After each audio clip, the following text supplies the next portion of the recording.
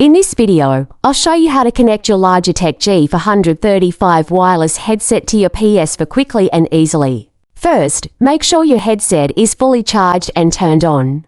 Then, take the USB dongle that comes with the G435 and plug it into one of the USB ports on your PS4. The headset should automatically connect, but if it doesn't, press and hold the power button on the headset for a few seconds until you see the LED indicator flashing, signaling pairing mode.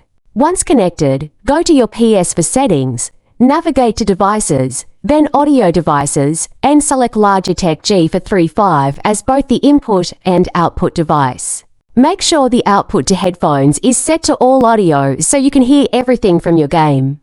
Now, test the audio and mic to ensure everything is working properly, and you're all set to enjoy an immersive gaming experience with your Logitech G435 on your PS4. If this video helped, don't forget to like, comment, and subscribe for more tech tips.